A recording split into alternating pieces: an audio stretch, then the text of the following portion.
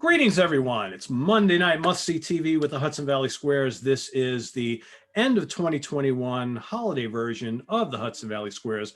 I'm your host, Pete Pardo. We've got Nick Franco, Steve Keeler, Sydney Taylor, Butch Jones in the center square, Ryan Skow, Chris Allo, and Lynn Versaci.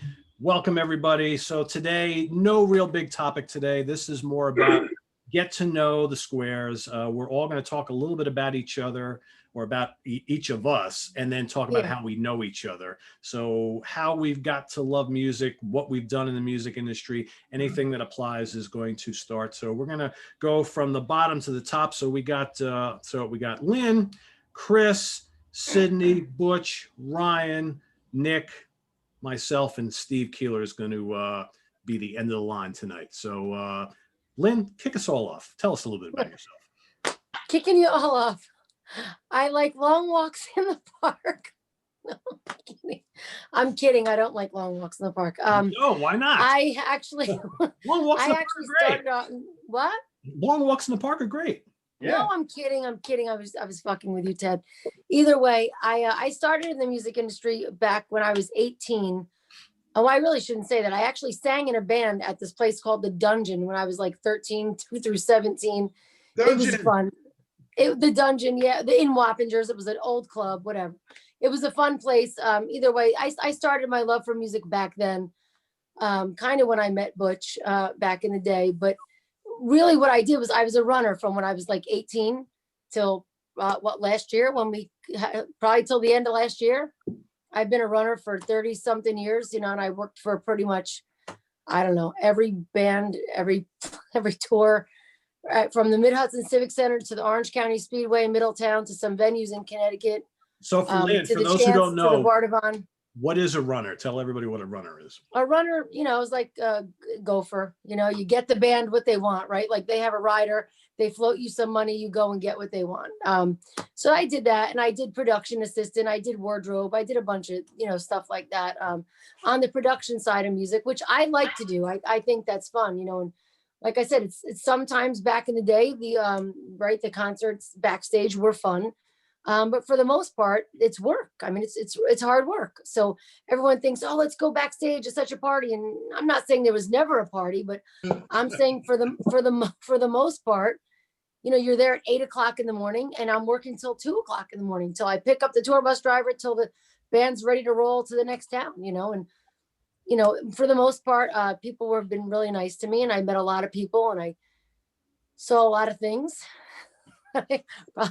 and then some. But that's kind of, I love that stuff, right? I love being, stage right or stage left when the band's playing, and they're like, yeah, you have nothing to do, just sit on the stage and watch the band play. And for me, that is, I don't know, it's better than being in row 1, or row 20 or row 30. For me, I'd rather work the show than just be at the show, for me, because I feel like you get the best of both worlds. So, like I said, for me, I don't know. I love to do it. No matter, I don't care how, I'll be like 65 or 70. I'll be a runner. Like, I wouldn't even care. I really probably be the oldest runner on the book. But, when you love what you do, and you love the production side of it, and you like to see, when the lights go up and the trusses go up, and then at the end of the night, everything comes down, you're like, holy shit, it's just wild. So, I mean, I love doing that. And I met all these guys doing that. So. No, you didn't. Well, not you, fucker. Either way, most of these guys doing that, but I still love to do it. I still bartend shows, at the Chance in Poughkeepsie when we open again. And I think Sydney's rocking a Chance shirt tonight. Yay, Sydney. Yeah. There's a bigger logo on the back. Here we go. Nice. And I'm rocking my Lemmy's Lounge jacket today in honor of Lemmy. But yeah, so for me, nice, Nick. So that's it for me. I started in the business doing that. And I still like to sing, when I'm bartending, I still get up with some bands and jam. It's just for fun, but I don't think I'll ever stop. My mom used to say to me, God rest her soul, before she passed away, when are you going to grow up? And I'm like, never. This is me grown up. Oh, yeah. This is me grown up. I don't know what to tell you. Like, I'll be 90 with a cane. Get off the grass and play some heavy metal, I'll be right there with you.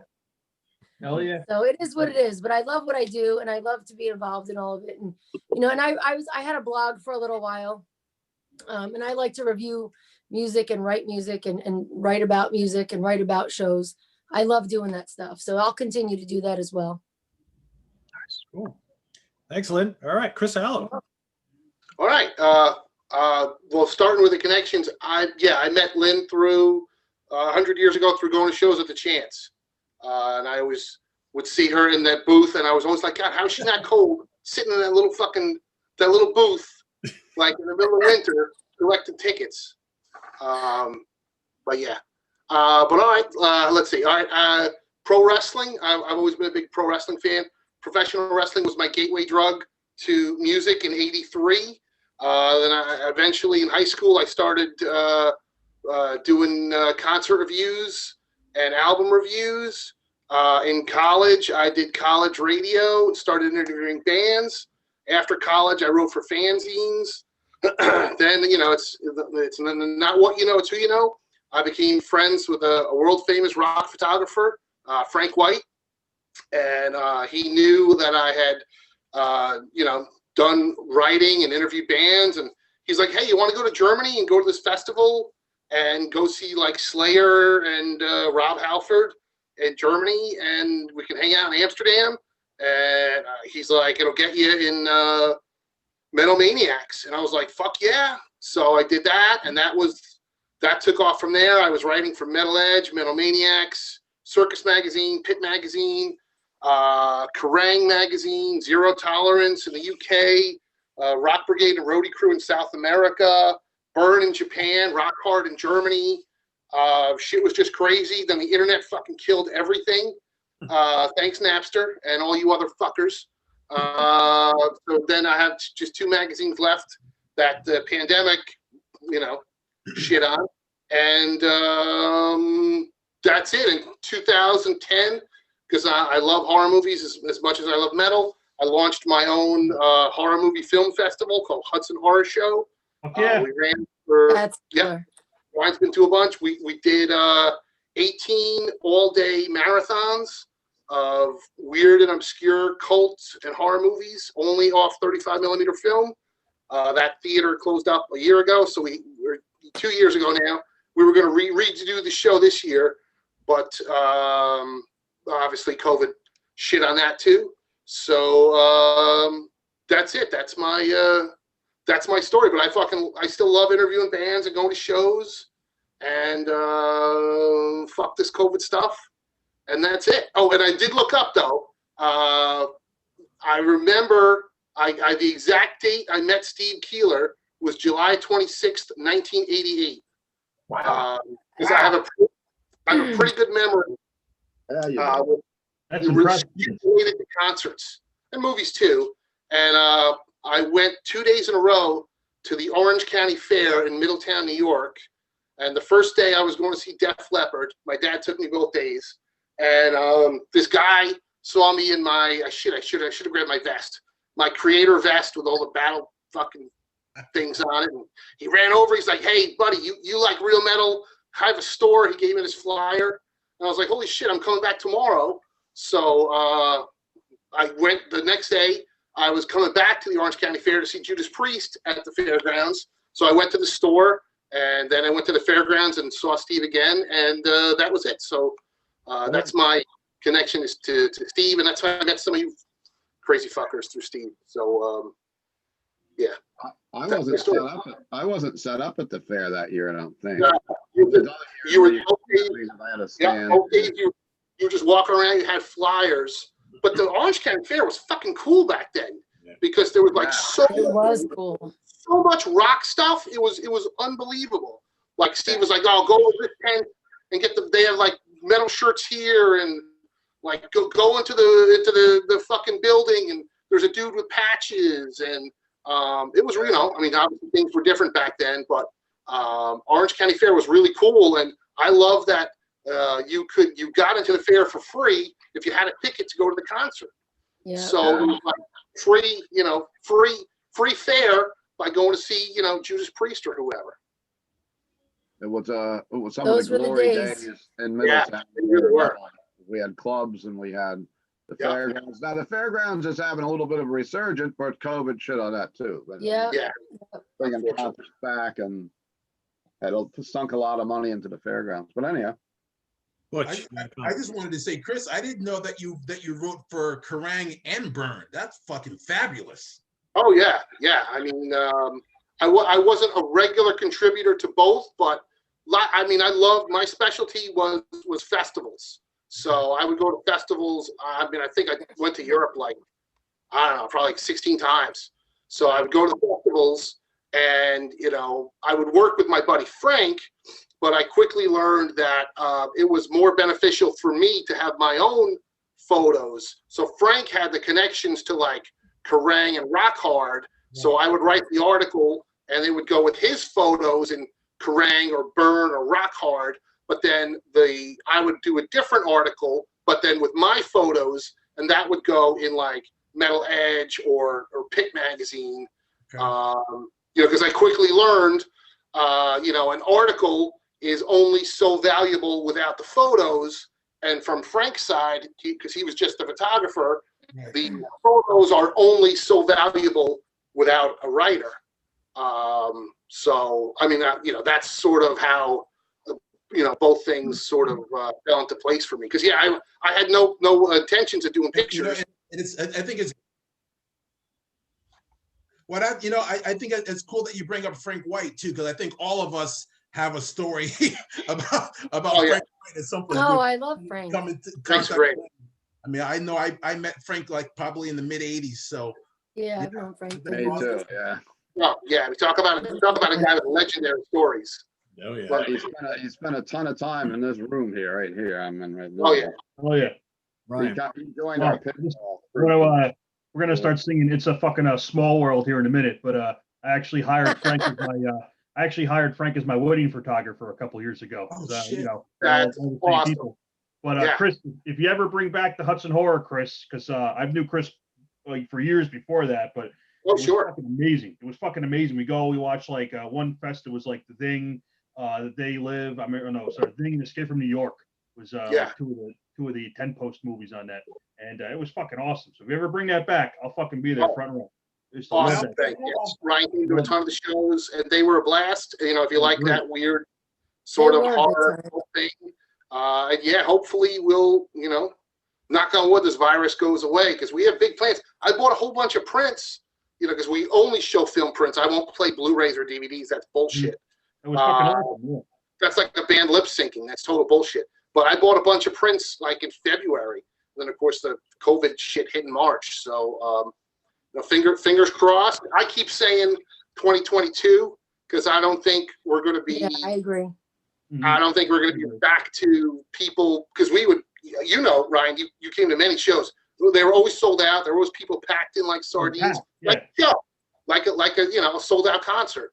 So Yeah. I don't think we'll be back to that. I hope I'm wrong, but I don't think it's going to be 20. Plus two, you need to, like a concert, you need time to promote the shit. Yeah. So, Yeah. but I'm hopeful it's sooner rather than later. I hope. You know, so. I'll be there. Whatever My happens, I'll be cousin there. does security, right? So Yes, that's a small world thing. I knew Lynn forever, and my buddy Bill, Big Bill, he I works call him Little security. Bill. Isn't that funny? And I have no idea how it came up. I don't know if Bill came to me or came with me to a show, but somehow I found out that Lynn and Bill are cousins, and I'm like, what? I'm like, these are the Earths are crashing into one another. How is that possible? But yeah, so that's a weird connection. Very cool. Fun. All right, Sydney. All right. So first, I'll get into this as I kind of say a little bit about me, but my connection to this group comes from Steve and going to rock fantasy. I used to live in the Hudson Valley. As many of you know, I live in Philly now, but I grew up in the Hudson Valley. Essentially, I've been listening to heavy metal and rock since literally I can't even remember the first time I started listening to it because it was just always around.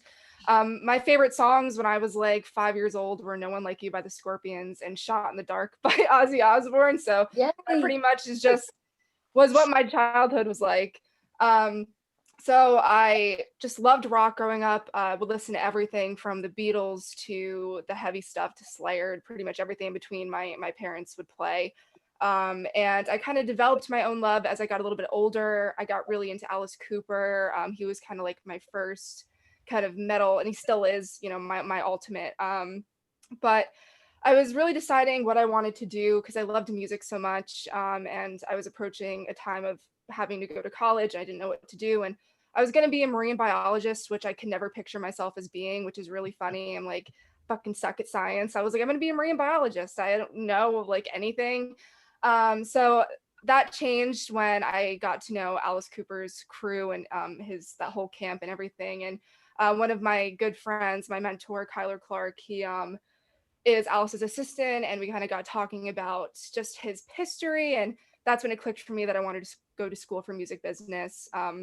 So shortly before I started college, I ended up writing for a small publication online called University of Rock, and the whole journalism thing that I started kind of happened totally by mistake. I kind of just was thrown into it.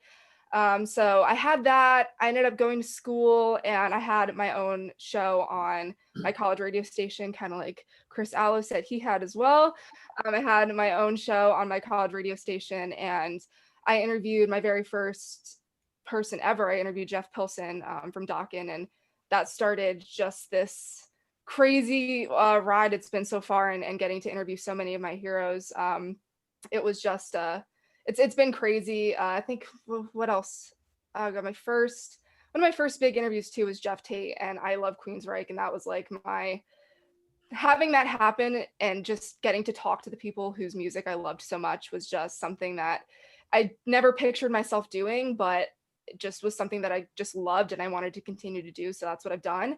I've written for a bunch of publications over the years, but I started my own podcast back in February, and it's called Metal from the Inside. I mentioned that last week, but I've interviewed a bunch of different people for that. I started my own publication, and yeah, it's just been a wild ride. And like I said, I met Steve at his store, Rock Fantasy. Of course, I would go in there all the time with my dad, and it's funny because I told this to Steve, I think it was before the first episode I was on. I got my very first records there, which is funny, my collection has grown. But I got Schools Out and Welcome to My Nightmare by Alice Cooper.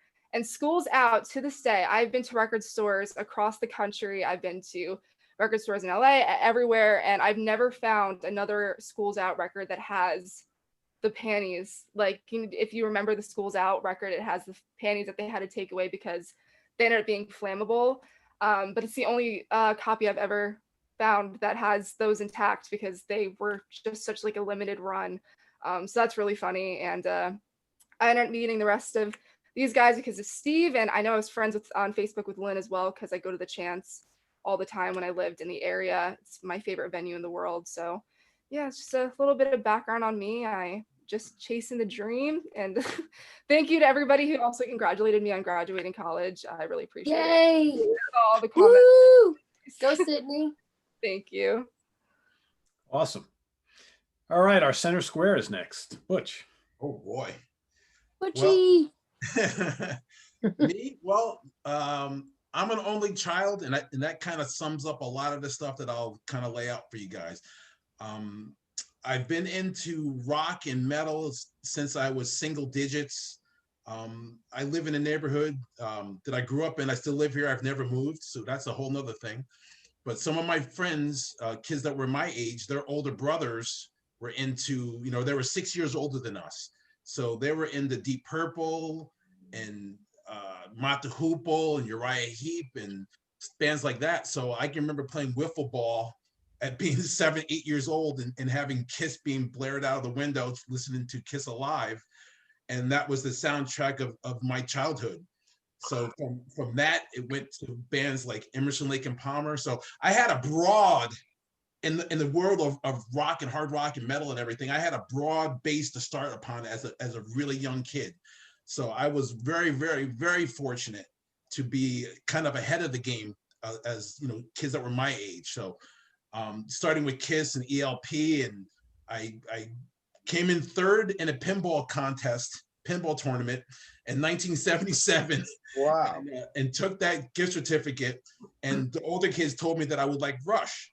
So I went and bought Farewell to Kings, which was the new record at that time in 77. Went and bought that, got it, came home. My friends were skateboarding, brought it down, the vinyl, listened to it, heard Geddy Lee sounding like Mickey Mouse, and said, "What the fuck is this? I don't like this." And tried to scratch the record. And I swear to God, I have the album to this day, Farewell to Kings. And if I can show you guys. You can see on the actual vinyl where there's a big loop where I tried to scratch it, because one of the guys had said, if it skips, you can take it back and get something else. So we tried scratching it, played it, it wouldn't skip. So got used to it. And a year and a half later, Rush was playing in the Mid-Hudson Civic Center in Poughkeepsie, New York on the Hemispheres tour. And I went and saw them, and that was that. So I ended up loving that band. Mickey Mouse. Yeah, well, he did sound like Mickey Mouse. If you're 10 years old and you've never heard Rush before, you go listen to all the Kings and tell me he doesn't sound like Mickey Mouse on that. You're like, what the fuck is this?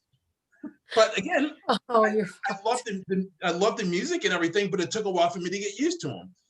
And even to go back from that, May 12th, 1977 was my first concert, and I saw the Bay City Rollers, again, at the Mid-Hudson Civic Center in Poughkeepsie, New York. I was probably one of 3 boys that were actually at that show. My mom took me, and that was the gateway of me going to concerts. So my first concert I went to was I was 10 years old. So move forward. I saw coming through Poughkeepsie, and for any of you guys that are watching this, Poughkeepsie, New York is in between New York City and Albany, New York. Albany is the capital. So we're right in the middle of those two. So we're what you call a tertiary market. yeah. Everybody comes through this area at some point of their career, either in the beginning, in the middle, or on the way down. Or someplace, sometimes, like we saw Ozzy Osbourne played at the Chance, the club that we keep talking about, that's absolutely been my home since I was 15 years old. Yeah. Ozzy played there in 1989 under the Blizzard of Oz. Yeah. Yes, my dad missed that show because he didn't realize that it was actually Ozzy. He thought it was somebody Really? else. Oh man, And it was he awesome. realized that it was actually Ozzy, and he found out like the day after that it was actually Ozzy, and he missed it. He thought it was a tribute band or something because it was under. Oh man. Because in 1989, That why was would a Ozzy great be playing show. all the time? Yeah, you were like, that's, oh, he was like, oh, that's definitely just a tribute band or something. And Yeah. he totally missed it. And that's specifically done to fuck with Black Sabbath because they were playing the Mid-Hudson Civic Center the next day. Oh, really? I don't even remember that. Oh, okay. I No. believe Ozzy was June 1st, and I believe the Sabbath show was May 31st. So yeah, that was close. Because I know that I met Cozy Powell. The only reason I'm questioning that, because I know I met Cozy Powell at the Chance, unbeknownst to me, and this is the one and only time I've ever freaked out and had the fanboy, there's your hero freak out. Because I was One time. business, and it was Alan Holdsworth was playing. It was the Jazz Explosion at the Chance. It was Alan Holdsworth with Stanley Clark and Chick Corea, I think might have been there. Was a whole bunch I was at that show. Okay. So I was, and you guys, no one else is going to have any idea what the fuck I'm talking about. But at the Chance, I always stand in this one spot. I found this one spot when I was probably 20 years old, and it's become my spot. If any of you guys know the show Cheers, I'm Norm. I stand in one spot. I found it's the best spot ever. And I was standing in that spot, and I looked to my right, and there's the telephone there, and there's Cozy fucking Powell standing there. I freaked the fuck out. I'm like, holy shit, it's fucking Cozy Powell. And I went over to him and I talked to him and said hi and everything. But I didn't realize, because I wasn't going to the show, Chris, I didn't realize that Sabbath was playing at the Civic Center, because I was kind of boycotting Sabbath because it should have been called Tony Iommi Project or whatever. But anyway, so I saw him there, but I freaked the fuck out. It was, right. I think, Sabbath. That was the opening night of the Headless Cross tour. So Sabbath was in Poughkeepsie for like a week or two, if I remember right. Yeah. They were doing the Rehearsals. live rehearsals at the Civic Center. That's another story. they I told Butch this. My dad met Tony They Iommi were. outside of Record City. He was shopping in Record City in Poughkeepsie. Yeah. And Yeah. it was That's a rock Cozy star. Powell and it was Yeah. Tony Iommi, and they were walking down the street and somebody yelled that there was Black Sabbath walking down the street. And my dad ran out of Record City as fast as he could, and he tapped Tony Iommi on the shoulder, and Tony Iommi looked at him and was like, "You scared the shit out of me, mate." So yeah, my dad scared Tony Iommi. That was that show at that time. That's classic. I was a runner for that show. I hijacked. Oh, go ahead, Steve. I was at that Ozzy Osbourne at the Chance, and I had a scalp a ticket from Professor Ed McCarthy. Oh my God. I love Ed. Oh, God rest his soul. Professor Ed. Did he die? I didn't even know he died. Yeah, he Oh, I died. didn't know. I didn't know that. Yeah. Well, anyhow, I met him at a gas station in New Windsor, and I don't think I've had to pay for it, but Ed had an extra ticket because he used to come to my store and take pictures for Music Machine magazine. Oh no, I lied. No, Ed didn't die. That was Bob at the door. Sorry. He was the professor at New Paltz. I take it back. Ed's still with us. Okay, that's Yeah, somebody Sorry, else you know what? died. It's okay. I take it back. Ed's friend requested It's me on over. Facebook the other day. I take it back. First Sykes, and now Ed. Exactly. See? Leave Sykes alone, God damn it. And All I know is that Butch, that was not your only fanboy moment. You're fucking. no, that's You not. sit on a throne of lies. No. No. We'll come back to that. I'm sorry. I'm sorry, P. I didn't mean to hijack this whole thing. I'll move it along. All right. So anyway, so I was into music from a very early age and into my own thing, and had some older people turn me on to stuff when I was young, which was very, very fortunate for me. Had bands playing guitar. Ace Frehley, my two guitar heroes as a kid were Ace Frehley from Kiss and Punky Meadows from Angel. Those were the two guys that made me want to play guitar. I started having some bands when I was a kid in junior high and high school, and that moved on, through today. I'm still playing guitar and everything. But in between all of that, just from being in the area, I went to community college and for communications, and then came a station called Z-Rock, came around this area. As an affiliate out of Texas. So we had a little affiliate here. Somehow I ended up scamming my way onto into getting a job there selling advertising, as Steve would remember, because I used to come see Steve. Oh yeah, good times. Even though Stacy Blum was your account holder. Account rep. Yeah. I still would come see you. So from Z-Rock, I had a show called The Butcher Shop. So because we needed to have, because it was a local show, even though Z-Rock was a national thing out of Texas, which was before XM and Sirius, that's where it came from.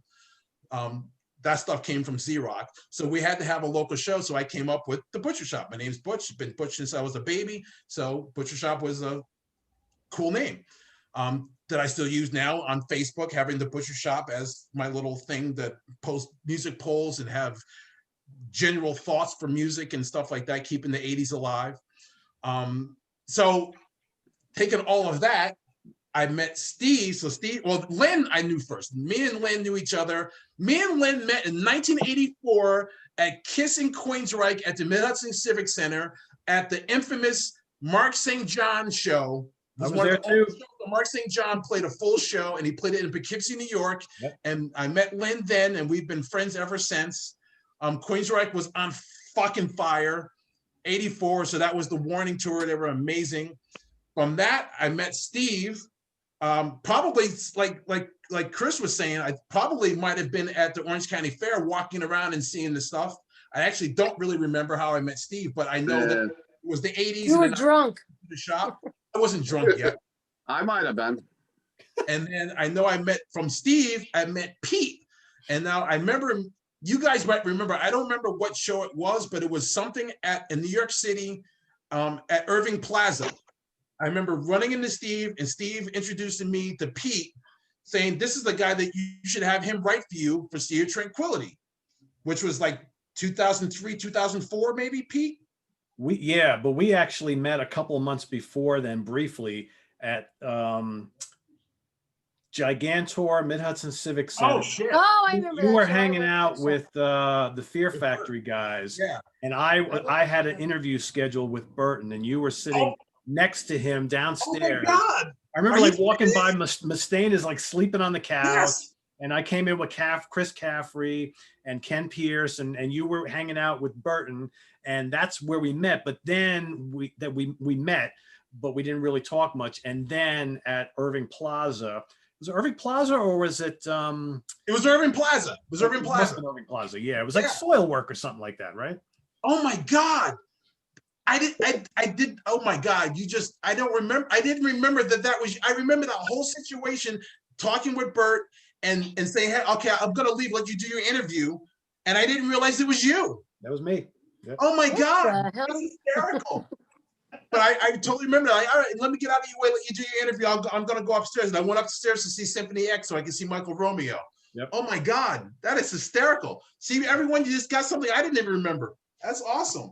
So anyway, from all of that into, my thing has always been, and if anybody that comes on the butcher shop will see, my whole thing is about trying to just turn people on to stuff from whether it's the past or whether it's new. It's just, I've always been a guy that's into underground things, underground bands, underground music. And I love being able to turn people on to stuff that they might have missed. And like, everyone has kind of figured out by now, Thin Lizzy is my favorite band of all time. And if I can get one person, shut the fuck up. If I can get one person. Wait, why are you doing a crazy Eddie? His prices are insane. It's insane. Because I'm Italian, Lynn, you know this by now. If I can turn one person a month on the Thin Lizzy, my life is complete. So that's been my whole thing, is just trying to turn people on the bands that they might have missed, didn't know, didn't realize that they've heard before or whatever. So I just took 15 minutes to do 5 minutes worth of work. So I'm sorry. Yeah. But I gotta tell you, Pete, I'm glad you said that. I did not remember that was you. And so that, and then, so yeah, so that we met that night, and then we met again at Irving Plaza, started talking, and then within like a month, Butch is writing for me at Sea of Tranquility, and to this day. And that was how long ago? A long time. That was like 2005 or 6. Yeah, so it's a long time. And you know what? And the thing is, here's another little, and everyone I know is by, like, me and Lynn were talking earlier about Chuck Hicks, and Chuck was teasing me about mentioning Sykes and mentioning Thin Lizzy all the time. But that show, that Gigantour show, I wasn't supposed to be here because in my heart of hearts, that was the weekend that they were unveiling the Phil Lynott statue in Ireland. And I thought for sure that I would have been there. And I didn't go, and I was really upset at myself, but I was there and I saw Bert and then met you and everything else. But I'll always remember that. So I believe that was 05 or 06. Yep, exactly. And then everybody else, like Ryan, I met through Pete and through Steve. Nick, you I knew through roller hockey. That's right. So we have our hockey thing. So that that's a whole nother thing. And then finding out that we had all the music in common as well. So we had the music and hockey. Chris, I definitely met through Ryan and through Steve and through Pete, and Sydney, I just met you. So hi. Hi. But she's old school. And I think that is so fabulous to me, that you're so young, and everything that you've talked about is not supposed to be in your generation. So I think that is so fucking awesome, that everything you kicked my ass a couple of weeks ago talking about Whitesnake and your live album. I'm like, are you fucking kidding me? Live in the Heart of the City is your favorite live You album? have all the qualities of Butch's future ex-wife.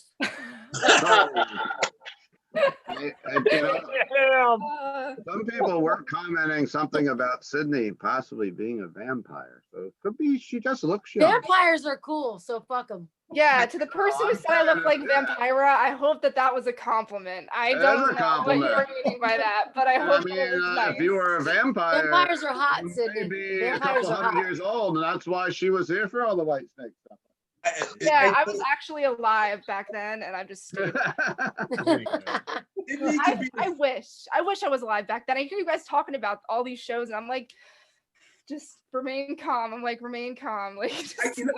Pete, that would be an awesome show for all of us to have a show just to make me feel bad, talking about all the bands that we saw that she wasn't alive for. No, I'm not partaking. Don't worry. That's I went to Butch. school. I won't do it, Sydney. So I sat in my classrooms, and I have pictures that my mom took of Dawkins when she saw them at the Orange County Fairgrounds in 19. Wow. Oh, And I sat That's across amazing. that fairgrounds in high school and could see the goddamn fairgrounds from my classrooms. And I would sit there listening to music in my headphones and like crying in my study halls because I was devastated that I missed it. My parents would be like, oh yeah, like we were there and we saw a doctor. Lynn is losing her shit right now. I'm so fucking happy right now that she's mentioning Dockin at the Orange County Speedway. Do you want to know why, Sydney? Because earlier I said to Butch, I'm going to tell everyone how when I was 13, we fucking followed Dawkins' tour bus at the Orange County Speedway. And he goes, no one's going to give a shit about that. So fuck you. So fuck you. Well, Butch was a fanboy. We followed George Lynch and the Fanboy. fucking tour bus. Wait a minute, like wait a minute. dicks. No, I was not Yes. with you when you followed the bus. You followed the bus and told me afterwards, but I did not All follow right. the bus with you. Well, whatever. My groupie has followed somebody Yeah, that night, exactly. and you were You're- there. Yes. Whatever. We were still there with Dockin at Orange County. So fuck you. George Lynch. I have the pictures. She got pictures taken, and I have them in my drawer over there that I look at longingly, reminiscing on a time that I was not alive. Ugh, That's the story of my life. that was outstanding. I'm so glad you mentioned that. Thank you, Sydney. so my question for you guys, who played with Dockin at the fairgrounds? I'm sure I was there. 38 special. Oh my God. That was what a it. weird It was mix-up 38 that was. special. Really? Yes, it was. Wait, I think I was at the bar for the whole show. Probably. I would go to a lot of the hair metal type shows like that, and I would just hang out at the bar. I wouldn't They even had a lot of mismatched shows It back was a then. really weird Yeah, night. a little bit, and they go up and get a beer and start bullshitting there. Pete, I got to tell you, oh my God. You guys don't know this probably, but I love 38 Special because I love the guitar. This is my Crazy Eddie thing again. Because I love the guitar player, Jeff Carlisi. I don't remember seeing him. And I know if that was the show, then I've seen Jeff Carlisi and I had no clue that I saw him. Well, Oh I my got to tell you, God. I could care less about 38 Special at that time. I was Right. docking and I was like, Oh, whatever. yeah. I think I stayed for a couple songs and then I left. Now I'm like thinking, why didn't I stay for that whole show? I'll have to show you guys the pictures after we get off. Oh my God, I did I not have know them. that. 30, I did not know that. Wow. I'm sorry. I hijacked again. I'm sorry. All right, Ryan, you're up. Okay, Steve. Finally, Sorry, Ryan. your time to Alright, well- shine, Ryan. It's okay. No, you guys can keep going. It's all right. No, I'll start at the beginning. So I was born in the Hudson Valley. I lived there my whole life, moved around a couple times. First bands I remember as a little kid, I remember my mom playing. I remember these songs specifically. Fleetwood Mac, I remember Little Lies, and because I was born in 82. So that came out in like 85, 86. I remember hearing that. I remember The Police. I remember Foreigner. I remember those three bands very clearly as a little kid. So I grew up in an area where there wasn't a lot of like neighbors. So unfortunately, I didn't have the situation like where you could like, like play with the neighborhood kids because it's kind of a real rural area. But the first band I got into, the first album I owned, I had to dig these out of the collection here. When I was 14, my mom bought the CD for me. It's like kind of like this band KMFDM. They're kind of metal, kind of industrial, a little more electronic.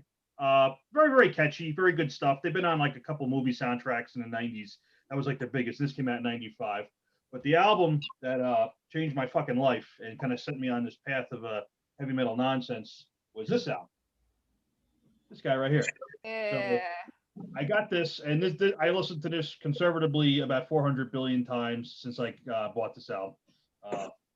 So I knew, so I'm terrible at remembering how I met people. But Steve, I remember because I used to go to Orange County Community College in Middletown, New York, and I had these huge breaks between classes. I'm like, what the fuck do I do in Middletown? So I'm like, there's a music store nearby. So I would just go hang out there.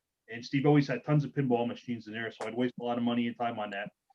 That's how I got to know Steve, and through there, that's how I also got to know Chris, Butch, Pete, all these guys. And Nick, I remember specifically because I'm sorry, Nick, I got to tell the story. Tell it. In 2000, it's either 2005 or 6. I'm at the Chance in Poughkeepsie, New York. One of my favorite venues. Everybody loves it. And there was a German band there, Sodom, thrash metal band, and there was this folk metal band called Fintroll. I was there to see Sodom. I didn't give a fuck about Fintroll. I'm sorry, guys. Control's great. I'm glad for you, Steve. I'm happy. But after I forget, so Fintroll played first, and I go out in the alley because at that time you could go in and out and get in some fresh air because it's hot as fuck in there. And I see this. I'm sorry, Nick. I see this inebriated gentleman upside down in the trash can screaming. In my mind, you were singing Man of War lyrics. I'm pretty, yeah. Might have been. We're gonna go with you were singing Man of War. I'm like, this guy looks like a good upstanding guy. We're gonna have a good time. You know, I should get to know this guy, but like I got to go back inside and see Sodom, and that's all I remember. So then I don't think I got to know you that night. A couple years later, we were in Brooklyn, New York, and the black metal band Immortal from Norway was playing at a Masonic temple, which was a little bit weird. But they had a couple shows at the Masonic temple. It was like a big gymnasium. It was like a big gymnasium. So I go down to get a beer before they went on, and there was the same guy just shouting, carrying on. I'm like, all right, we're gonna be friends. Let's go have a beer. Let's go watch the fucking bands together. And we've been friends ever since. But I've never had any kind of a career with music. I've been an aircraft mechanic for 20 years now. Nothing to do with music. So I'm just strictly a fan. I just go to shows, have a great time. I've been to Europe a couple times for shows, festivals, go up to Canada all the times before COVID fucked everything up. Travel all over the United States for concerts, just being a fucking maniac. Met tons and tons of people that way.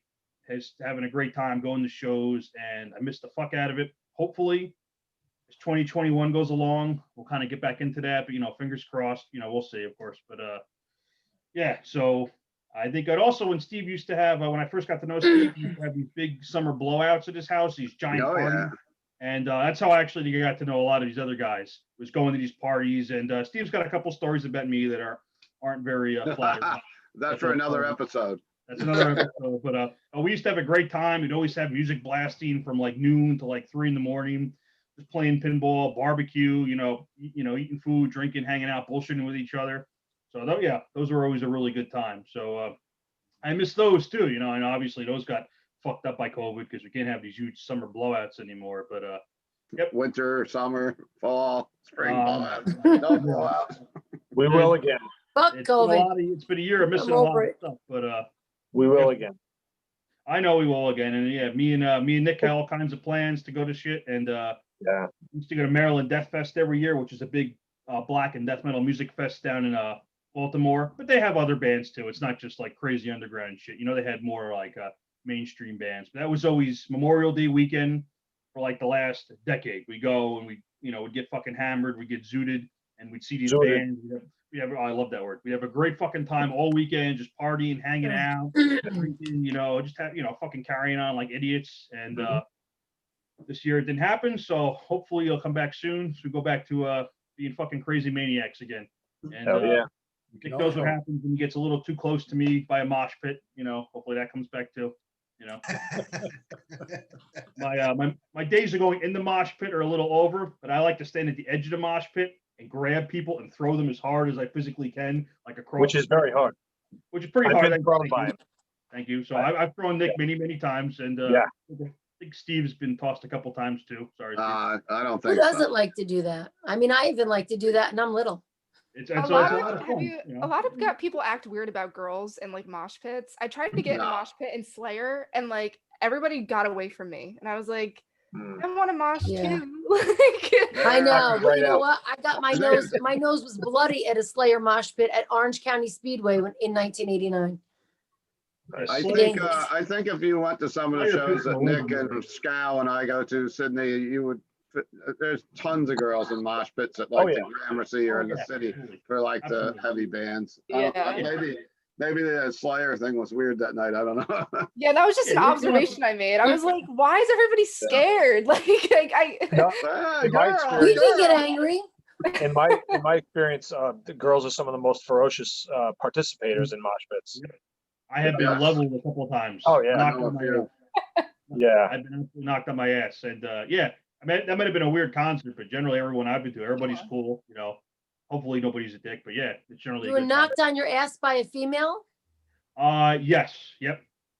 Well, if you're not looking, like if someone comes up on you, and you can't have eyes in the back of your head. So if someone kind of like, she's probably tall, right? Because I'm only 5'1". I'm pretty sure I'm not knocking anybody on their ass. No, smaller people do better. You have a lower center of gravity. Lower center of gravity, yeah. And if you're not braced for it, like if I'm looking Butch has over a the question. and you get me, that's it. I'm going over. Butch has a question. Well, I just want to rub into Ryan that he was talking about Rain and Blood being his gateway drug. Is that I saw Slayer on that tour at the Chance. I was there too, Butch. I'm Wait, 38, crazy. so That I was was crazy. 5. I was 5 when that. Yeah, I was 10. Yeah, you're I was old, in Butch. That's kindergarten. why.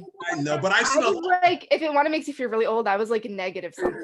I wasn't even a thought yet. I can You were tell you negative this though. years. It was not Dave Lombardo playing drums. No, it was Sure. what's his face? I don't remember his name. Yeah, John something, right? I'd have to look it up. That I don't remember. I just remember all I remember is Wasn't it, Lombardo. On the Rain and Blood tour?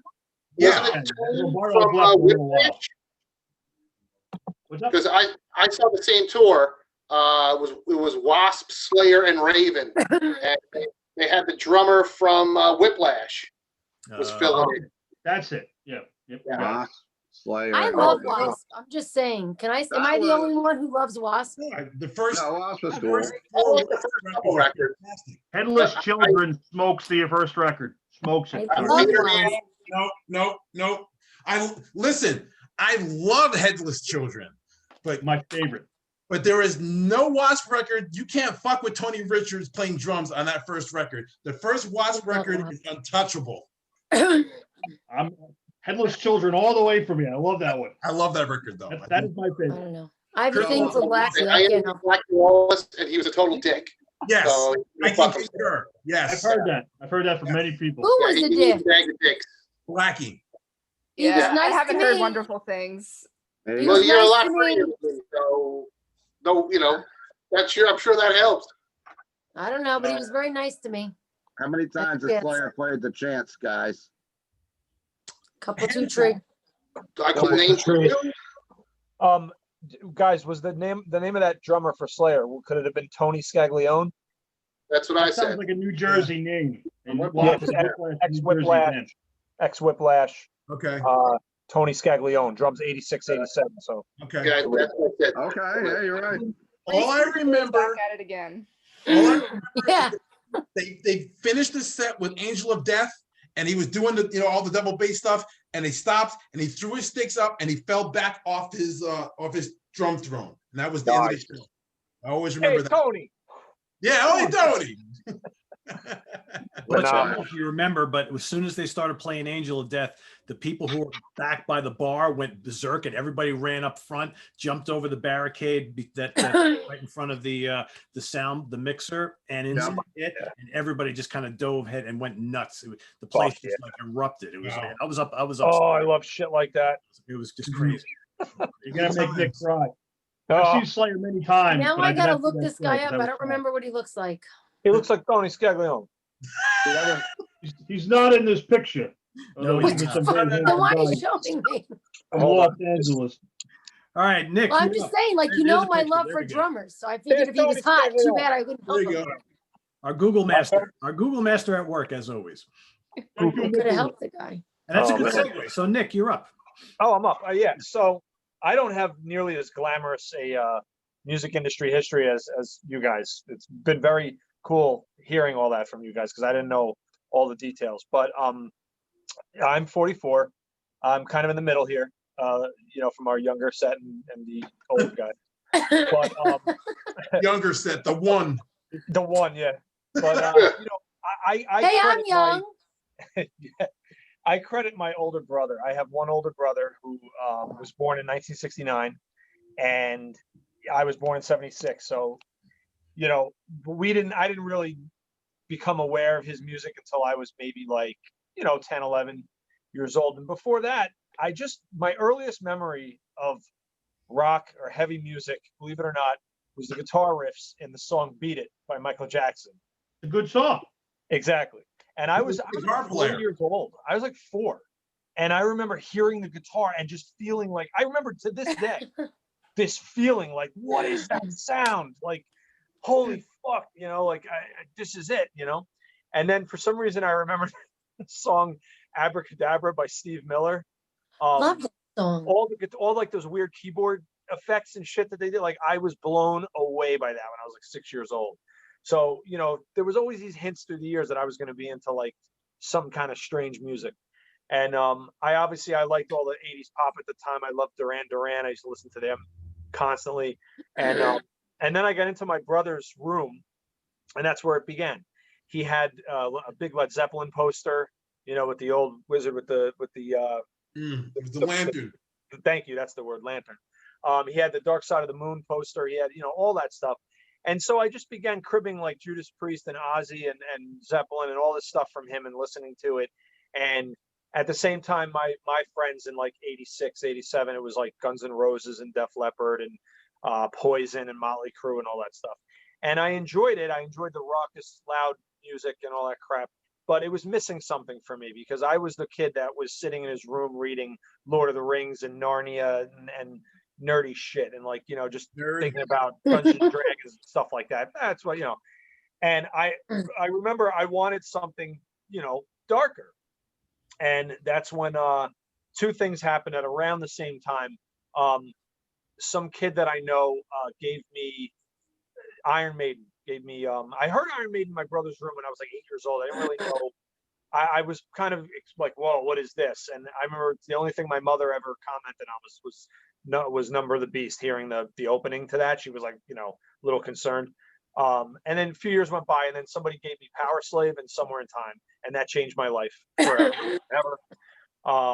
Once I heard that, I was like, this is the greatest thing I've ever heard in my fucking life.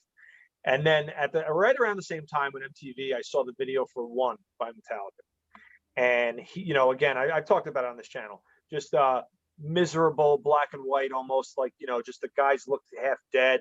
They were just wearing t-shirts and jeans and just in a basement playing about war and history and misery and death. And my little adolescent ass was like, yeah, like that spoke to me on a level that I can't even fucking comprehend. So my mother bought me Justice for All from Caldor, a store that doesn't exist anymore. And yeah, and I think I played that, forget it. And then the next year for Christmas, I got Master of Puppets, and Nintendo was big. And I remember my brother and I playing Dragon Warrior, listening to Master of Puppets just on repeat. I had the white cassette. That's how it came. It was a white cassette.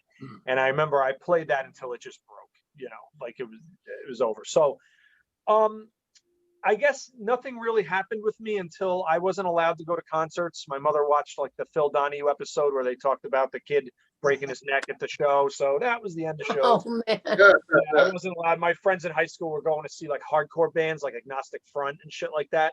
And I wanted to go. And my mother was like, no freaking way. No way. So, you know, what happened in the early 90s? All the things that I loved started to come apart. Bruce Dickinson leaving, you know, just bands stylistically changing. Metallica cut their hair. That like hurt me on a personal level. You know, just when you're young, you know. And so I didn't get to do shit until my brother took me to see Rush in I think it was 1994 at the Garden. And that was like my first real concert. And then I don't know which one came first because I saw Metallica at the Orange County Fairgrounds. Also, that 94. Wait a minute, hold on, Nick. Which one came first? I'm going to help you with this. Yeah, please tell me. The reason that I know what day Metallica played at Orange County in Middletown was the day of the parade for the Rangers. Oh yes, winning the Stanley Cup.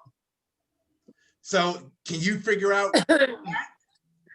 It was also the day that OJ stole the Bronco. Yeah, right. You were probably at the parade. You went to the parade? No, I was working for Z-Rock and I wanted to go and I couldn't go because I had to help host Metallica. Oh, wow. So you were okay. It was a Friday. I know it was a Friday and I couldn't go. And yeah, I knew there was actually sat in Jerry's restaurant getting loaded with my buddy watching the OJ thing happen on TV. Yeah, that was crazy.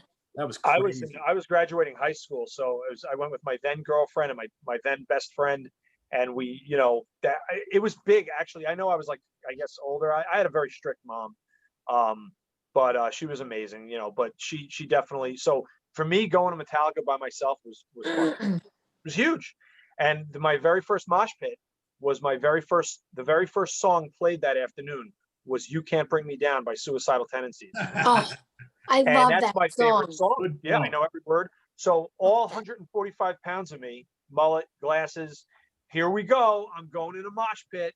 I run directly into somebody like Ryan size. Boom! I went down on my ass, glasses every direction, fucking, whatever. But it was awesome, and I had such a good time, and to see Metallica, sort of at the end of their, really relevant lifespan. But for me, it was amazing. And then like somewhere like the mid '90s, I got a group of friends. I was like, a little older now, and I just started going to concerts all the time. I mean, Jesus Christ, and started going to these festivals. And again, I have like a civil service job, and I never had done a career in music or anything like that. But I love writing. I do write on the side. I'm hopefully getting something published next year, which maybe I'll talk about when that happens. But I started years later. I met a guy who ran a website called Cryptic Rock, and he built that up from nothing. He's based in Long Island, and it's all web based. But thanks to him, I started to be able to interview bands, mostly my type of bands, which was amazing, like these Norwegian bands and stuff like that. To get to interview your heroes, which you guys know is such a great feeling, and I think I took to it pretty well. And then Pete here, who I met through Steve, Butch, I don't even remember. I met you, Steve. And Ryan, actually. Probably, yeah, and Ryan, yes, Ryan, and Pete. We've known each other since about 2009 or so, 2008, yeah. And you gave me an opportunity to participate in your website, which was great, and write some reviews. I used to write for Metal Injection, but they just clove themselves from me for a few years ago. I think they got away from like black metal and stuff like that. They're a little too politically correct, so I'm not the guy. So they got rid of me, so I don't work with them anymore. But it's just been a magnificent friggin' journey that to be able to participate in any way with the music scene of writing reviews, writing album reviews, show reviews, interviewing bands, has been just more than I could ever hope for. I have no musical talent. I don't play in bands, so this is like the next best thing. Keeler and Aloe, I met you guys through my now deceased friend, Chris Aliberti. Cheers to Chris, a guy we lost way too soon to brain cancer. But I think I met Aloe through Yeah, absolutely. Yeah, and yes, Ryan. Yeah, and Ryan and I met through osmosis at shows from just bumping into each other, and I guess me making a complete fucking ass of myself in those days. I've met him many times too. You're not alone there. Oh yeah. And Lynn, I met you at the Chance, just seeing you at the Chance all the time. Butch, we used to play hockey together, and then the music connection. And Sydney, I just met through this wonderful. That seems to be the running theme. Yeah. But yep. And that's it. Music is life, and I hope we get it back in the way that we want it coming up, because it's been such a bummer to lose all of this. There's so many European festivals and things that I want to go to, and I've been to a number of festivals overseas, and that's just everybody. If you get a chance, who's stateside, if you get a chance to go I think to we Europe, should all take a road trip together when this is all over. yeah, I'm down. I'm going to come back from this like, how the Roaring '20s happened after the Spanish flu. Well, it might be the Roaring '20s. We might have None of us are that old. Just in the history. Well, let's have roaring something. We can How roar. old do you think I am? You're pretty fucking old. How many people are vampires? Ask Steve. Steve, how were the Roaring '20s? It's starting. I don't know. I can't predict it. We're only in 2020. I can't predict No, it. They come back. how was I'm Prohibition? not as old as you, Butch. Remember that. Steve, how was Prohibition? Yeah. Was it bad? I could call my father up, but it's really long distance. Yeah. I have a question for Nick. It's on the other side. I have a question for Nick. Nick, Yes, so sir. what was the band from last week that you couldn't pronounce? What's the name of that band again? Havakrunu. Did you see the comments? People love that band. Yes, People did. I love them. They were a smash. they were a smash. You'd like them, I bet you. You're probably right. You know, I just want to say, before we go on, I just want to say one thing. I lost my mother this year, and she was battling renal failure, and you know, it was a tough couple of years. I feel like But you know, yeah, and you know, she got me my first Metallica album and all that stuff. But it's funny because you know, my like Sydney, like you were in school and your parents are bragging to you about metal shows that they've gone to. Like that's mind blowing to me. Because you know, my parents, my dad is straight up like Tony Bennett, Frank Sinatra. What you listen to is garbage. You know, like he was like that. And You don't know Frank. What's that? You don't know Frank. Oh yeah, Francis. no, my dad. Listen, man, I love that stuff too, but he was not very open-minded. But my mother was oddly open-minded. You know, she was let's see, she was 79 as she passed this year. So you know, she was born in 41, so she grew up with the rock and all that bop stuff from the 50s. And but I used to play her Nightwish. Like she, you know, I lived at home probably way longer than I should have. But you know, like in my 20s, or you know, even earlier, she'd hear like just horrendous music coming out of my room. You know, like crazy black metal, death metal, all the stuff I like. But once in a while, when I started listening to Nightwish, she commented like, "Oh, you know, what is that? That's really nice." So I started like playing that for her, and we had like a real connection. And I took her on the Once tour in 2004, and then I took her when Tarja left the band and the singer, she left the band and she did her own solo stuff. So I took my mother in her mid 60s to see Nightwish and Tarja, and those are two of the best memories I have. You know, that because my father yeah, did that's not awesome. my mom was not. She was not a party animal. She was not a concert goer. And my father, I remember, he was like, "Your mother's never gonna." They're from the Bronx. "Your mother's never gonna go to a concert. What are you, crazy?" And sure as shit, she went with me. We stood on line. It was I think BB King's was one of the places they played. It might have been BB King's both times. And my mother had a friggin' blast. She was right there with. I have pictures of her going like this. You know, my mother's this cute little Italian lady. You know, so. That's when you talk about a life in music like that. That's just one of my memories I will always treasure. That's awesome, man. Yeah. That is awesome. You know what? That reminds me of, I actually worked at Frankie Valli show at the Mid-Hudson Civic Center.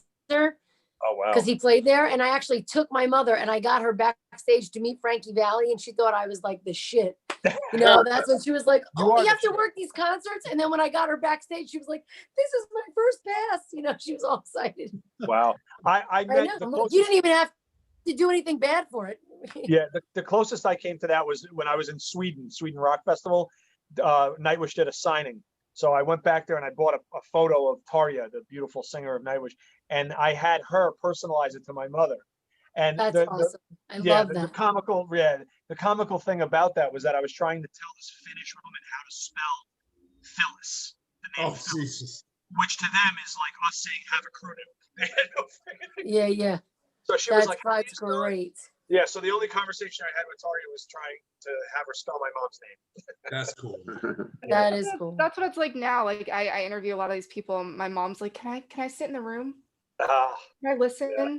Cool. Like I talked to George Lynch and she was like, "Okay, like don't worry about it. Like I don't have to talk to him either." So it's funny. It's interesting because like my mom grew up loving these people and now I talk to them, and now she's like, "What the fuck?" Because you're the whole. You're the no, mom. I'm the whole reason you like them, and now you're getting to talk to them. So. Yeah. You go to school, Mom. You sit in school, and I'm going to talk to them. Oh hell, I'm gonna come sit in the corner of your room with your mom, be her best friend, and we can just eavesdrop together. There you go. All right, so interesting how the luck of the Zoom square configuration here has myself and Steve going last, the two oldest guys in this whole crew. So I'm trying to stay away. Anyway. All right, so I've told kind of my origin story before, but I'll do it again for those who haven't seen it. So yeah, I mean, I started listening to music like in the early 70s. My parents always had AM radio on, whether it was in the car, in the kitchen, in the house, wherever. And I remember like on like Saturday and Sunday mornings, my father used to take my brother and I, we were really young, used to take us into, we grew up in Goshen, used to take us into town to go buy the newspapers And, my brother and I would get like a little allowance, like a quarter or 50 cents or whatever, because we're going back a ways here, early 70s. And we would buy comic books, right? So, but the whole 5-minute ride into town was listening to AM radio and hearing all those great early 70s, AM classic songs. And I fell in love with all that stuff. And then, fast forward a couple years later, right around 1975 or 76, we went over to, my parents had these friends that they knew, and they had a teenage daughter who was a couple years older than me. We went over there for dinner one night, and after dinner, she goes to my brother and I just go, "Oh, why don't we go up to my room? We'll hang out. I want you to listen to this new album I just bought." And we were like, "Okay, whatever." At the time, I was buying 45s. There was no album, anything, right? And she puts on this album. It was dark, it was heavy, and then she shows us the album cover, and it was Kiss Alive. And Nice. and meanwhile, growing up, I was into monsters and superheroes and all that kind of stuff. So here, this dark, heavy music with these guys with this makeup on and these really cool suits. And I was like, okay, I am totally into this. I went out and bought Destroyer like a week later, whatever money I had saved up, because LPs back in the day were only like, what, $4.99, $5.99 or whatever. Bought Kiss Alive shortly thereafter, then became, joined the Kiss Army, all that stuff. Started listening to like Paul McCartney and Wings and the Eagles and Steve Miller Band and ELO and a bunch of other bands. But then like a couple of years later, was hanging out with a buddy of mine, we weren't driving yet. It was still in the 70s. And he's like, "Oh, you want to come over?" It was like on a weekend. He goes, I bought this album in like a flea market. I was like, "Okay, cool." So my parents dropped me off. We're listening. He pulls out this album, puts it on. It was like the heaviest thing I ever heard in my life. And it literally changed my life. It was Paranoid by Black Sabbath. And Nice. that album absolutely changed my life. That did it for you. That was it. That was it. And before I was listening to Deep Purple and Led Zeppelin and Judas Priest and, Iron Maiden, Scorpions a little bit later on, all that kind of stuff. And, going to concerts, early 80s, I think my first concert ever was Ozzy and Motorhead at the, Motorhead, everybody's wearing their Motorhead shirts, were a bunch of you guys, Lemmy, God rest his soul. Ozzy and Motorhead at the Civic Center with Randy, first concert I ever saw, 1981.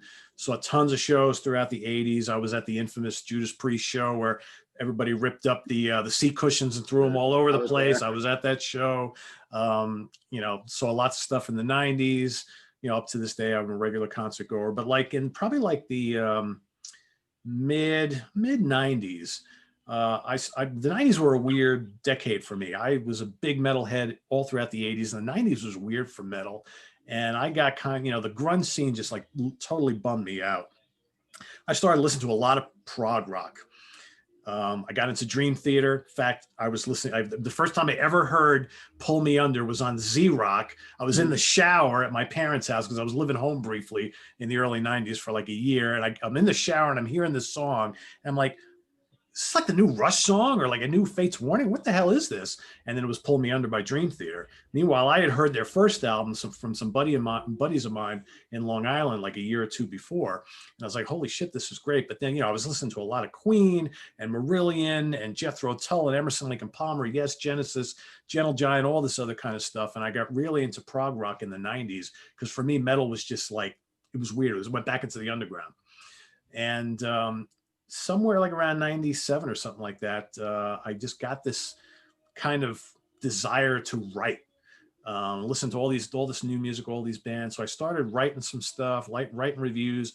I hooked up with this like weird website called Prognet. I was writing reviews for them. And then there was this magazine still in existence today called Progression Magazine. It's like one of the premier prog rock magazines, print magazines. And they were advertising that they were looking for writers. So I sent in like kind of like a resume and a letter to them wanting to write for the magazine because I was already buying the magazine. And the guy who responded to me was this guy named James Bickers. And he said, "Hey, I got your resume, got all your qualifications, and it sounds really cool." He goes, "But sounds like you're really into metal." He goes, "And I've got this kind of like side thing going on." He also wrote for Progression called Sea of Tranquility, and it's also a magazine. We just started. We're like a quarterly magazine. would you be interested in writing for me instead of writing for Progression? He goes, I won't tell the editor of Progression that we had this conversation. And I didn't care because I was like, I just want to write for a fucking magazine, right? So I was like, sure, right? So he brought me on as a writer, and I think there was like maybe 5 or 6 of us, and it was basically I still have all the old issues, basically a quarterly magazine, black and white and color, album reviews, interviews with bands, editorials. So next thing you know, he's sending me like boxes of CDs to review. He's helping hook me up with bands to interview, all this kind of stuff. And that went on for about 2 years. And then what happened was with Sea of Tranquility, the magazine, is that the editor of the Progression magazine had a conversation with James, the editor of Sea of Tranquility, and said, you know, we're kind of competing here. Let's work out something where we don't have both magazines. It's extra money for people to spend on, you know, on monthly magazines or quarterly magazines, all that sort of thing. So the deal they worked out is that the Sea of Tranquility magazine, the print magazine, would get folded into Progression magazine and become like a little section of Progression magazine dedicated to like metal and progressive metal. But James could still take Sea of Tranquility to the web if we wanted to. So James agreed to do that. He asked me, do I want to become part of the Progression staff? He goes, or I'm going to continue doing Sea of Tranquility and start up a website.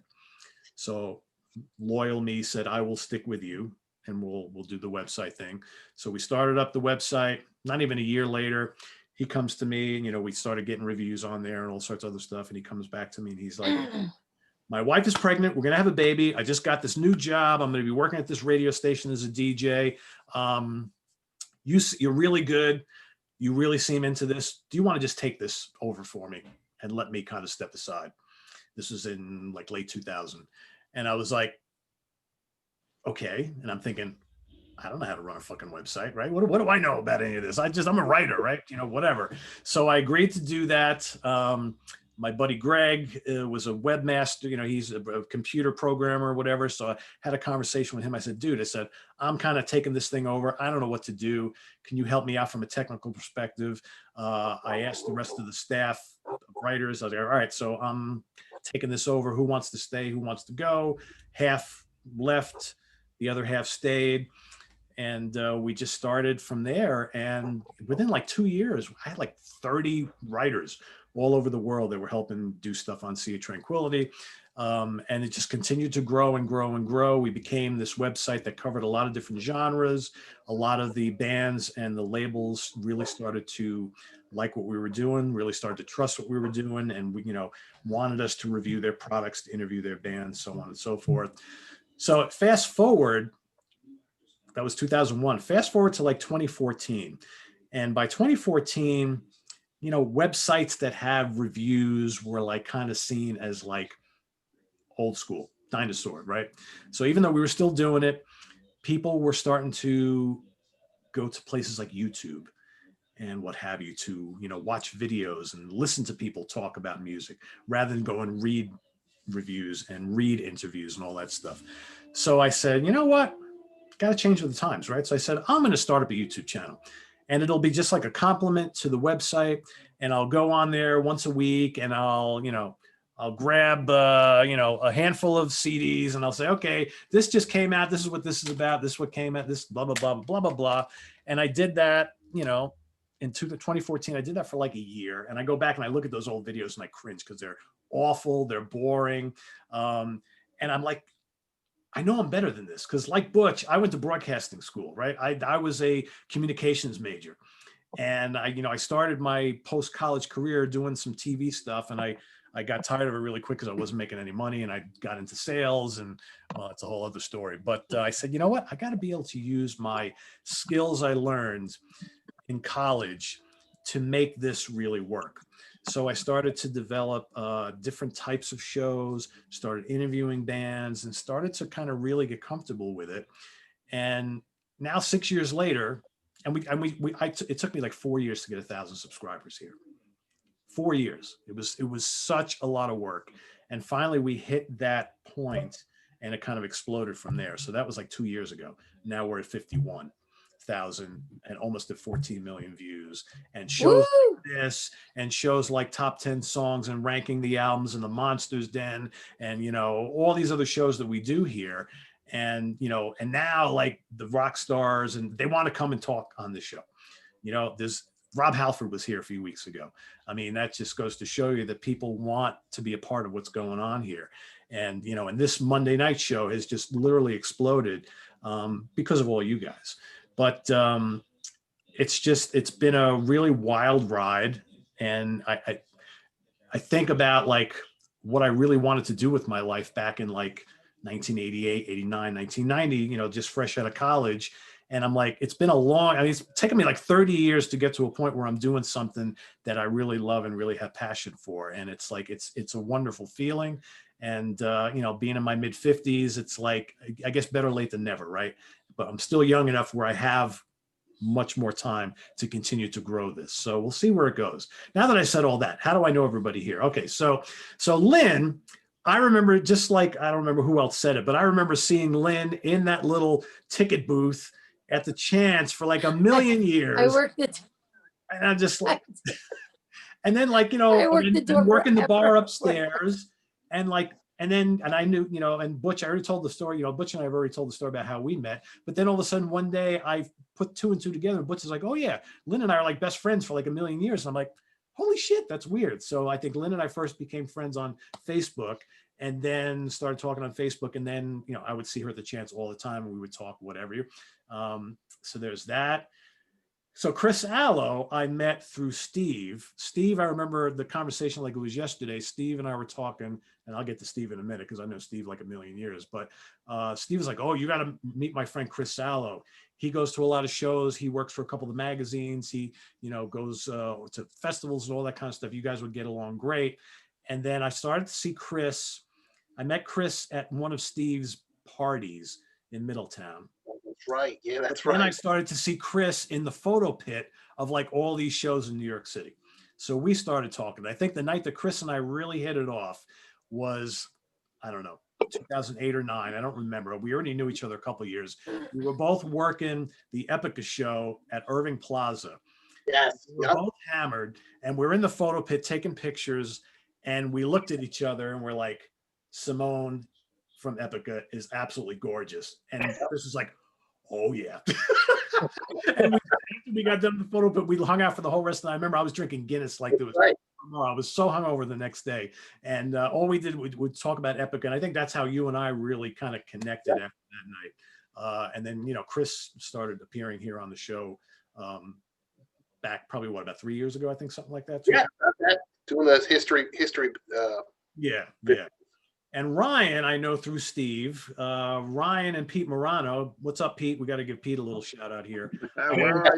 I met those two because those two were like inseparable for like a long time. And every concert that I went to for a while was like Pete, Ryan, Rich, Steve, Ken Pierce, Ken Sanford. I mean, there was like this whole crew of us that went to like almost everything together. So Ryan and I now live like 2 miles from each other, but Ryan used to live, not far from where my parents live. And I would go to Ryan's house and I'd see Ryan quite a bit. Ryan's helped me out on the show here quite a bit for a while. Ryan wrote for Sea of Tranquility for a brief period as well. Sydney, thankfully, I met through Steve. Steve one day came to me and he was like, I think I have another person for our show that would be perfect. She's technically not in the Hudson Valley anymore, but she grew up here. She's in Philly now. She's young, but she knows so much about music. Her father and her and used to come to the store all the time. So thankfully now I've gotten to know Sydney.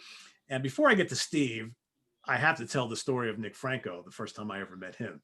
So it was at the Chance, because it seems like everything happens at the Chance. I had never met him before. Some things we don't talk about. Right. And I can't remember if it was a Mayhem show or an Unleashed show. It was one of the two. I don't remember exactly which one. It's a while ago. And I was hanging, Steve was there, Ryan was there, Pete Morano was there. And all of a sudden, and he was probably wearing the same hat he's wearing today. No, actually, you're wearing a different hat. But Nick was like the Tasmanian devil. He was drinking vodka and he was bouncing all over the place and like just crashing into people and so happy. And I was like, who is this guy? Who is this? Ryan is asshole? like, oh, that's Same Nick is very experience. entertaining. And I'm like, holy cow. And Nick was just like singing and just throwing things around and just like, but never standing in one place for more than 2 seconds. And it was like, and I was like, wow, this guy is like a definite character. And then the next time, and then I got to actually hang out and spend time with you. Like a couple months later, we went to see Carcass in New York City. Yeah. Yes. And one of these days I will tell the Def Leppard story, but I'm not going to tell it tonight. That's sorry. saved for That's a another good time. story. It's a good one. And then Mr. Keeler. So I think that I am probably one of the first regular customers that Steve had way back in 1985, Steve? Yeah, I opened in 85. When you opened in 85. So I remember Mhm. Steve was in that little store, the little storefront next to the bigger storefront that you were in for many years. Yes. I remember because I used to go to Rock and Roll Heaven North in Warwick. So did I. Down. And then I found out that there was a similar store in Middletown, obviously closer for me. So I went there and I remember walking in and there was Steve and, a bunch of other folks used to hang out in there quite a bit. And all this cool metal is playing because at the time, thrash, really big. And Steve had, when you walked in, on the left was this big wall where all the LPs were. And I remember just saying, this is like the coolest place. Sorry. You got it. Bye. And I was actually going to college in New Paltz at the time. So I would drive back almost every weekend to go to Steve's store, whether it was sunshine, rain, or snow, to go buy all the new releases because Steve always stocked everything. And I remember I half the stuff I never even knew what it was. I'm like, is that any good? And Steve would be like, it's awesome. You got to buy it. Done. And I just buy stuff based on the cover. Do you remember, Steve? I can't remember the name of the band. What was Ron McGovney, the original bass player for Metallica, his band that he put together after he was booted from Metallica? I can't even remember the name of the band. I'm on it. Ron McGovney was in Yeah. Megadeth for a short time, wasn't he? He was, I believe he was in Metallica before Cliff, if I'm not Yeah. mistaken. The band was Trauma, wasn't it? I don't even remember. I just watched Murder in the Front Row today for the first time. So I don't know. Anyway, I remember buying that from you. Never heard a lick of it. I was like, whatever. I bought the new the first Whiplash from you, and the first Megadeth, and all this other stuff. And Steve was just like the best record shop in the area. And I just thank you. And Steve and I got to be very good friends, and we'd gone to a ton of concerts together and done all sorts of cool things together. Steve has had me over at his house numerous times, and I've had the pleasure of getting to know his wife, and so. And I'm the only record store left in Middletown now. I mean, back in the day, you got Dark Side up in Poughkeepsie, and you got me. There's not a lot of record stores left right now. No. Well, in your store when I wasn't a young person that long ago. I'm still a young person. I lived in Middletown and I went to, there was nothing. And I found the store, I found Rock Fantasy, and I was like, oh my God. I was like, this is like, I don't feel weird anymore. This is like a store with all the stuff that I love and everything. And because there's nothing left like that in Middletown. Like that. It's literally Rock Fantasy, and that's about it. Even the mayor thanked me a few weeks ago. He gave me a certificate of appreciation or some plaque saying that I bring you, and I'm a unique business I always thought I was the black sheep of the downtown Middletown and Chamber of Commerce and all that stuff, of course, because I'm a head shop, I'm a metal shop. But now, I guess I'm old enough now where the mayor is like, yeah, you bring tons of people in the city, and they helped me move the shop and everything. Yeah, it was an easy move last year. That's cool. That's awesome. And I will say, Steve, and I know I've told you this before, but I remember how stressed you were when you knew you had to get out of the old shop. But I will say, and COVID notwithstanding, that's the best thing you ever did, because the new store is absolutely incredible. For those folks who are watching, who are in whether you live in the Hudson Valley or on the East Coast or whatever, if you ever come to New York and you're anywhere near the Hudson Valley, you absolutely have to go to Steve's new store. It's amazing. Thank you. So many cool pinball machines, so much vinyl, CDs, all sorts of concert shirts, the smoke shop stuff, toys and memorabilia. It's unbelievable, and it's so roomy. You got to do it. Give the address. Where is it, Steve? Eventually, I'm going to tell my story. I think. Why don't you do that now, Steve? Go Are ahead. you ready? I'm going to have to be like Ozzy Osbourne. You people still awake? Are you getting tired? Do you want more? Do we do one more song? That's not a very good Ozzy impression. Good But, night. I'm a little bit like Butch, where Butch is like Butch mentioned, the only kid.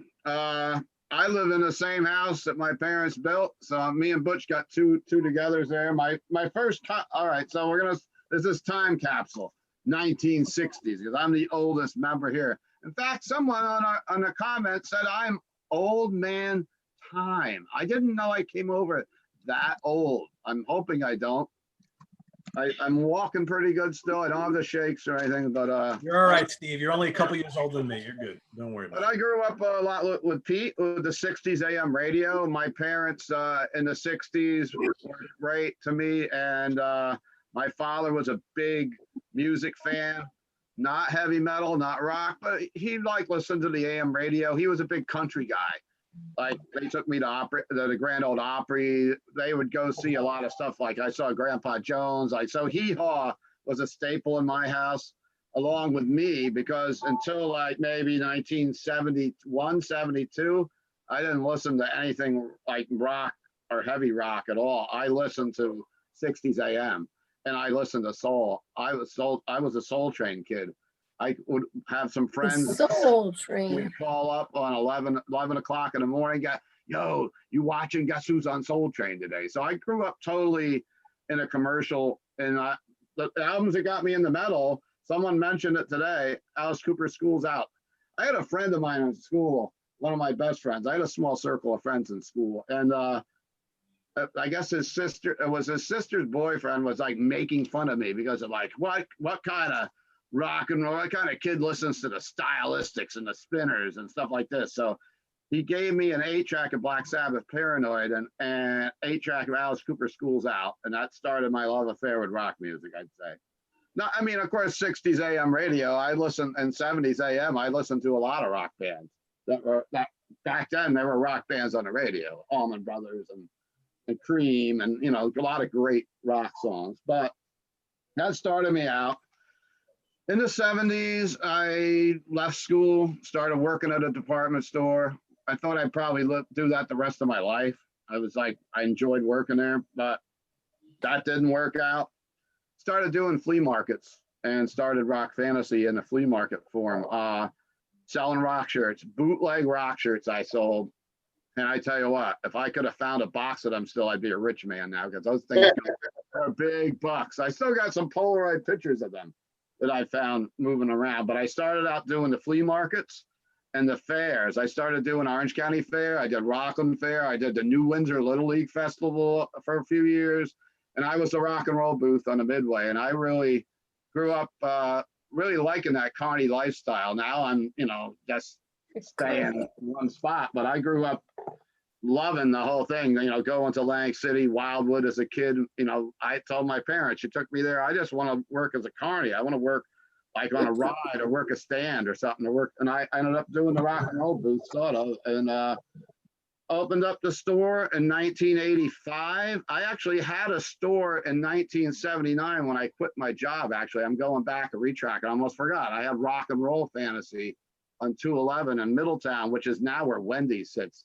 I had a store for about 3 months. I was a dumb kid.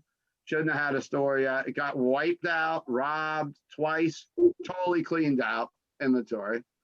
And of course, the police at that time didn't really have much to do with that. They're like, well, we'll try to find them. It never happened.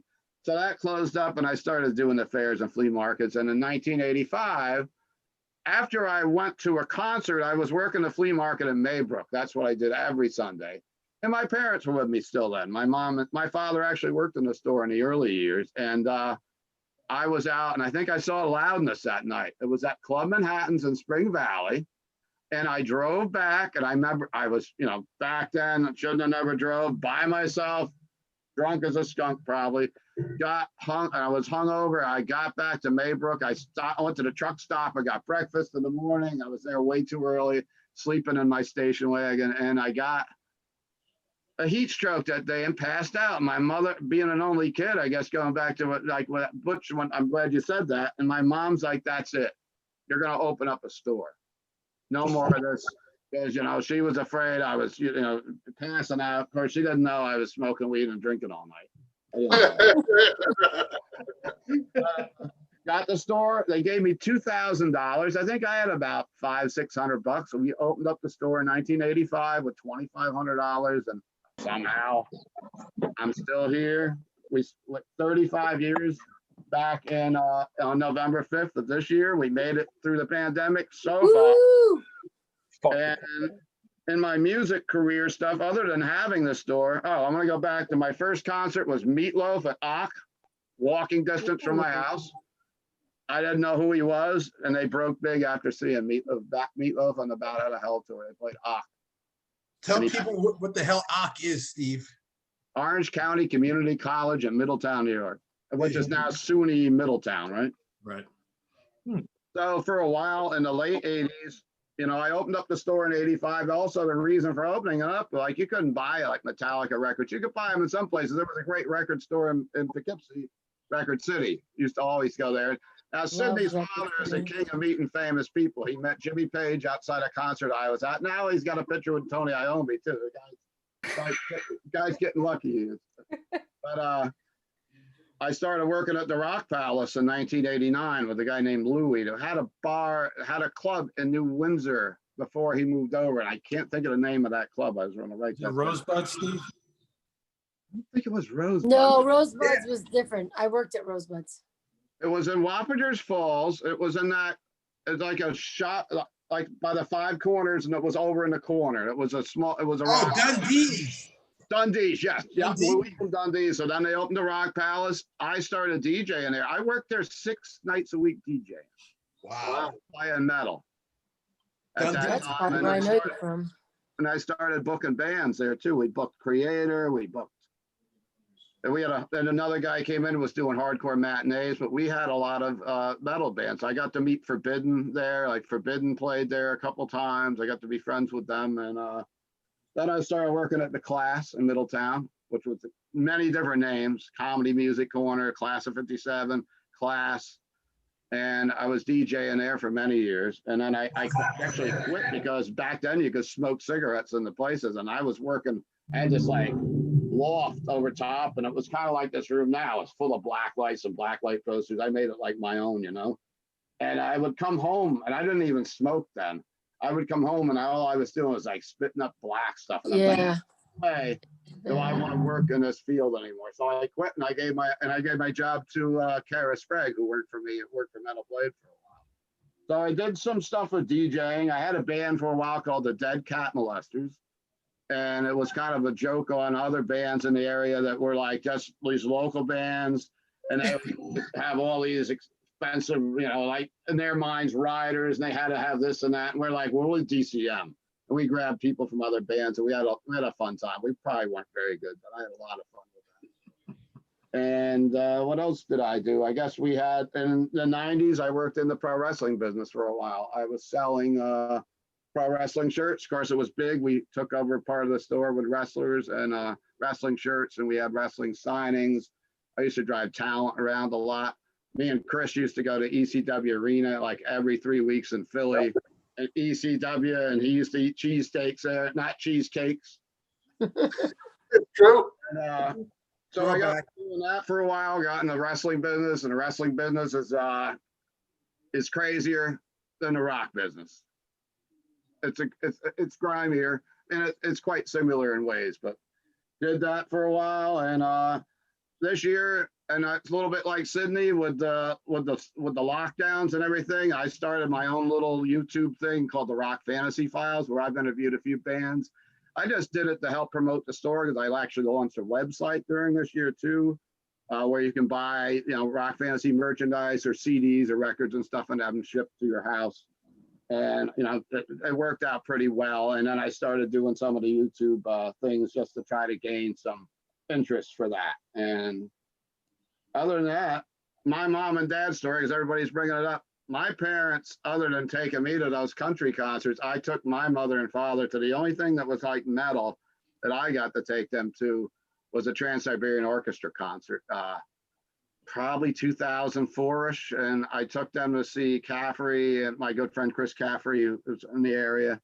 And my mom and dad loved it, but the first half is not too heavy. And the second half, they'd come back with that second set and they were doing like covers of the Immigrant Song. And I'm looking over at my mother, because my mother was not a big music person. But they had such a good time at the TSO. That's Nice. And of course, pinball's big with me too. I've been doing pinball tournaments. I get the new games from Stern Pinball, and we showcase them in my store. And I work with another distributor for them. So, like, pinball's always been big with me. I had the first Kiss pinball in my store in the '80s, and now we have. I had over 100 games. I probably had over 120, but I sold a bunch to survive the pandemic right now. I had them on locations at the bars. So I started doing some shows around Middletown at the bowling alley, and I've worked with the Chance a lot with sponsored shows there with Frank. And we did a lot of the anniversaries for Rock Fantasy. When the clubs shut down in Middletown, we started doing them at the Chance, and the Chance, Frank or whatever would let me know, hey, we've got so-and-so. We always kind of sponsored the heavier edge of things with my store. Even though now my store, we carry everything. We're kind of a full service record shop. We're not just people go, oh, you don't have Simon and Garfunkel. That's not your thing. I'm like, we have everything now. Like, they think I only have death metal because I hang around with these guys like Nick and Skow, Boy. And Right. you bought Most of my records people have heard of. No. What'd you say, Butch? I was saying that Steve bought my Kiss pinball machine in the 90s. I did. Your Kiss and your Bobby Orr I bought. My Bobby Orr. Oh, this brings up one more thing. I know we're getting late into the show, but Butch, you said you won a pinball tournament in the 70s. Where was that? Dream Machine in the Duchess Mall in Fishkill, New York. I came in third place, and I still have the certificate to prove it. And all these times you've been over to the house when we have these big pinball tournaments, we didn't know that you're a former champ, and he doesn't even enter anymore. He doesn't even. I was 10. Because now he sucks. That's why. Yeah, I peaked at 10. I know what we could do with this show. They say that down the road, when things get normal again, we'll have our own pinball tournament with the Hudson Valley. There you go.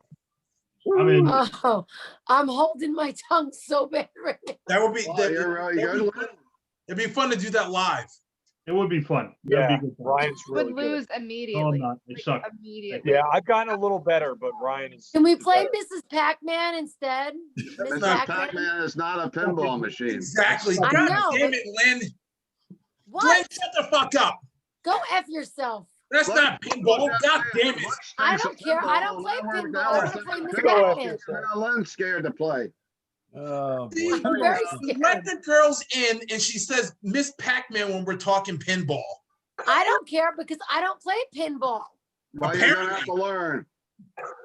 We've got Listen, rock and roll pinball machines, Lynn. You're gonna love them. We got Aerosmith. We got Kiss. We got. Iron do you have Maiden. Queensryche? Do you have Guns N' Queensryche? Roses. Is there a Queensryche pinball machine? No, There's we'll Iron play Maiden. You Queensryche still in have the that. Alice Cooper, Steve? Yeah, Alice Cooper. I got it. It's at my house. Actually. I still have never gone to play one. I know somebody who actually bought one, and but Good. Mine, It's a lot of mine fun. was actually There's something in there. my store for a long time. I took it. I brought it home probably in November because my wife actually purchased that game, and she's like, "Just bring it home for a while." So in my living room, I I have would play it at home. Elvis. So it sounds like a live show from one of Steve's places playing pinball might have to happen. So Lynn, Right. you're gonna have to play pinball. You might have to have a cheesesteak because Oh my it's- God. bring a whole set. I'll bring all the cheesesteaks, and we'll go to Rock There you go. Fantasy or Steve's house. We can Pinball and always play cheesesteaks. split flipper where one person plays one flipper and the other plays. So Butch and Lynn could go head to head if they could be their own. I would pay money to see Oh, that. we'll go head to head, all right. Exactly. Exactly. But yeah, the pinball, like the new one coming out is Led Zeppelin. I mean, they've been doing a lot of rock and roll games. There's a Rob Zombie. There's a brand new Guns N' Roses. Of course, there's two versions of Rolling Stones. I'm waiting for the rescue machine. Ice Fever, man. Metallica one too. And of course, Dolly Parton, the biggest rock star. Gotta have Dolly, right? Dolly Gotta have- And you know Great. what? They That's a got to great redo game. it. Evil Knievel. What's that? They got to bring back Evel Knievel. They got to redo that. That's a fun game too. I have that one in my store now, the original. Yeah, I finally got one of those last year. I'm trying not to sell any more games. Good shit. Trying to got ride this quite thing a bunch out of and stay characters, open Pete. still. What's that? I said Pete has quite a bunch of characters for this show. Exactly. Oh, But you know what? Now I think everybody's everybody's pretty normal on this show. yeah, we're all, we all have good I personality. can find worse characters. But I love how Pete has to just sit there and bite his tongue for the whole hour and a half, 2 hours, and just let us riff. Pete's like, oh my God. He definitely wins an award. There you go. The most patient host ever on the planet, right? Absolutely. Not like CNN where they're all screaming. I know. This is gonna be the Hey, longest. this is like a takeoff to our Seinfeld. It's a show about nothing, but it's really simple. No. Well, you know what? The viewers wanted to know more about us. And I think now they probably know more than they need to know. So there you have it. I want to know. Well, And they better make popcorn for this one too. Exactly. I don't know. I still have some Yeah. secrets about Butch that I know that nobody else knows. Oh, let's hear them. We'll save that for another Butch says episode. no. Another episode. Maybe Butch has some secrets about you. You guys have been friends. I'm since quite then. sure he does. I'm quite sure he does. Touche. Yes. All right, everybody. There you have it. So this is our little special kind of holiday edition of the Hudson Valley Squares. So for Nick and Steve and Ryan and Butch and Sydney, not Lindsay today, Lynn and Chris Allo, I am Pete Pardo. Happy New Year, everybody. Come on, everybody. Happy New Year. There you go. But before we go, final thoughts from our center square. Butch Jones, you're on the spot today. Patrick Sharp. Lemmy. Really? That's your final thought? What else would it be? And his first thought and his final thought. Exactly. All All thoughts. day long. That and give the gift of Nonsense. Gretzky.